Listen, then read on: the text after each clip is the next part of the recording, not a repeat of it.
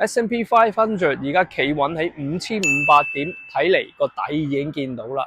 我會繼續買落去 ，stay tuned to find out。咁其實今日除咗會講呢個股票嘅方案之外，有一樣嘢我想同大家分享一下嘅，就係點樣去 read 一個 trend，OK？咁其實係好緊要嘅。如果你唔知道嗰個trend direction，即係根本唔知道個方向喺邊，咁你點樣投資？點樣去做呢個 trade 嘅決定咧？咁首先第一樣嘢啦，就係呢度你可以睇得到，喺好多人以為啦，哇！而家係 down trend 喎，因為跌緊落嚟喎。其實咧，去睇一個圖咧，係要由右手邊睇翻去左手邊，即係由呢一度開始去 read 起。OK，咁 obviously 喺呢一度嘅位置，你係可以睇得到，其實係真係一個 down trend 嚟嘅喺呢度。但係咧，嗱，呢個我要講翻啲 high point 同埋啲 low point 先，OK？咁佢喺呢一度咧，你可以睇得到呢個 lower high 呢個位置嚇，係比之前呢一個 high 嘅 area 係低嘅，即係比之前最高位係低咗，所以我哋就叫佢做 lower high。呢個係之前個 higher low point，而家變跌穿咗就變咗 lower low point。所以而家我哋有一個 lower high、lower low，呢度又有一個 lower high，呢度有一個 lower low。所以喺呢 previous 係真係一個 down trend。但我想大家留意一樣嘢，我會將佢放過嚟。我哋而家有一個 confirm 嘅 higher low，即係喺呢個51,025點嘅時候。呢個 low point 已經比之前嘅 low point 升咗上去，即係我哋而家有一個 confirm 嘅 higher low，而且星期五嗰個 bar 已經係 confirm 咗 breaking 之前嘅 lower high，所以我哋而家已經唔再係喺一個 down trend 度，即係標普500 S&P 500 no longer 係喺一個 down trend 度，而家係變緊一個 up trend。OK， 咁當佢 change to trend 嘅時候，你好似喺呢一度 down trend change of trend 升上去呢一個位置，同呢一度係咪差唔多咧？你可以睇到嗰個 behavior 係差唔多嘅。lower high lower low change of trend form up a higher low， 呢個係呢個 pattern， 我哋叫佢做 inverted head and shoulder pattern， 揾到 right shoulder 買佢上去。咁究竟個 right shoulder 喺邊度咧？我會再解釋一下。咁而家睇咗呢樣嘢，我想每一個禮拜我都會 introduce， 除咗講呢個market update 之外，我都會盡量講多啲 technical base， 希望大家可以明白多一啲。我已經係籌備緊㗎啦，會去做一個live webinar， 應該會係2-3個鐘頭講晒啲 technical point 俾大家嘅。咁需要啲時間籌備。對 trading 有興趣嘅朋友，記住 subscribe 翻 ，OK？ 咁雖然 E-mini 係好緊要，但係咧，另外一個我覺得比較緊要啲咧就係 SPY。SPY 你可以睇到係 S&P 500嘅 ETF。有咩唔同咧？佢唔同之處咧就係你可以見得到咧，佢首先一樣嘢，我想同大家分享一下嘅就係佢嗰個 gap 啊，你可以睇到呢度有個 gap 嘅。呢啲 gap 喺度，因為點解會有 gap 咧？佢哋呢啲咧就係喺未開市嘅時候之前發生。咁 SPY E-mini 咧就係 cash ETF， 即係佢 trading 嘅時間咧只會係喺開市嘅時間有得 trade。而 E-mini future 你可以睇得到 E-mini future ES1 係冇 gap 嘅。因為佢係做 future projection， 所以我比較喺做 Sunday analysis 又好，即係譬如 weekend analysis 嘅時候咧，我係會用 SPY 比較多嘅。咁幾樣嘢啦，個 price 其實都係一樣嘅，你可以睇到佢已經係個 uptrend 啦 ，high 啊 high 啊 low 喺度，而且個 volume 已經係咁衝上去，呢個 indicator 係叫做 accumulation distribution，OK， 就開翻出嚟。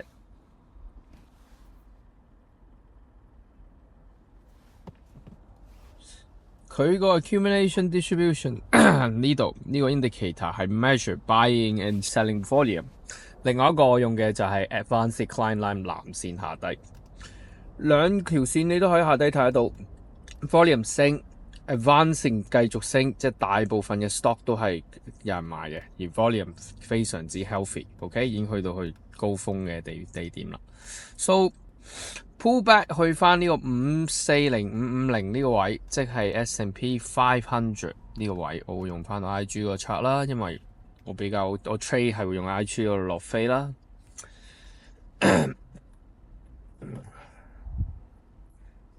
S&P 500嗱，其實有幾個 scenario 嘅。第一個 scenario 咧就係有機會，我幾中意呢一個位置都係唔錯嘅，可能會喺呢個 monthly pivot 呢個位啦，大概係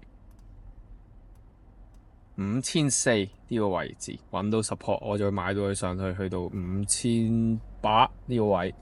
Good reward to risk， 因為咧我當我開張飛出嚟俾你，我當我喺呢個位置買 ，OK，stop loss below 呢度嚇86點，通常 trade 係1000磅啊，即係咁上下啦。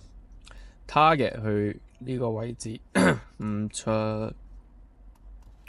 398點511，OK，390點。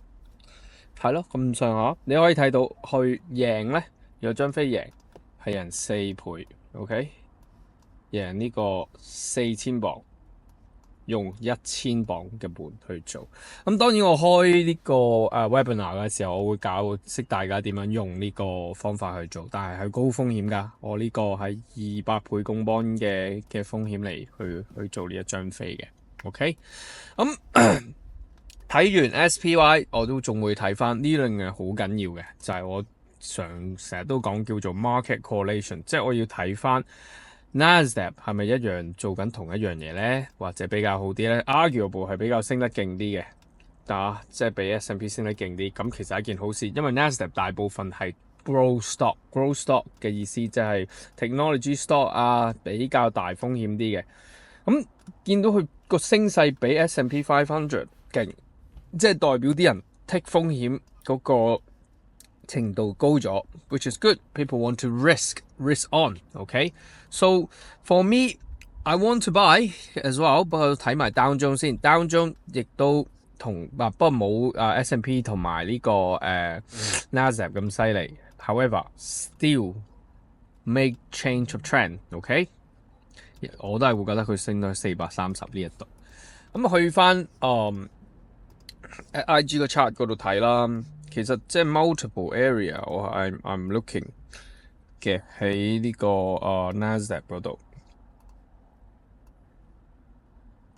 其實佢冇一個話好 define 嘅個 zone 係可以揾得到個 support， 但係 around 呢個19000點嘅地方揾到 support， 我就會睇翻佢會唔會同 S&P 一樣 ，S&P 係5400幾揾到 support， 用呢兩個去correlate together 個關係性一模一樣，即係令到佢兩個都退翻同一個位置，大概嗰個位置揾到 support， 兩個都準備升翻上去，用呢個 into advantage， 咁多數我都係會 trade S&P 嘅，而道瓊斯指數亦都係一樣，我會睇佢要企得穩喺4萬點，大概4萬點呢個位置啦。睇翻 monthly pivot 喺邊度？係啦 ，exactly 呢個4萬點。咁 monthly pivot 係另外一個 support level，叫 resistance level。咁我今日唔想講，因為 another indicator that I use a lot。So 到時開班嘅時候，我就會同大家分享翻啦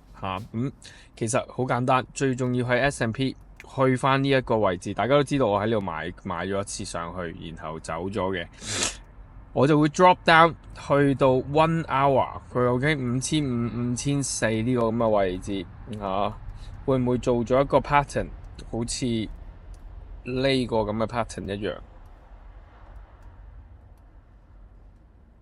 圈呢個位，呢個叫做 double bottom 嘅 pattern， 翻嚟5400一樣，揾到一個咁嘅 pattern， 我就會買個 breakout 買佢升。但係記住 Nasdaq 一樣要有咁嘅 pattern 喺19000點，同埋 Dow Jones Industrial 一樣要喺4萬點有同一個 pattern， 我就會去考慮買呢樣嘢。OK，咁個 plan simple，我想繼續買 S&P 買上去，買到去5800點咁上下。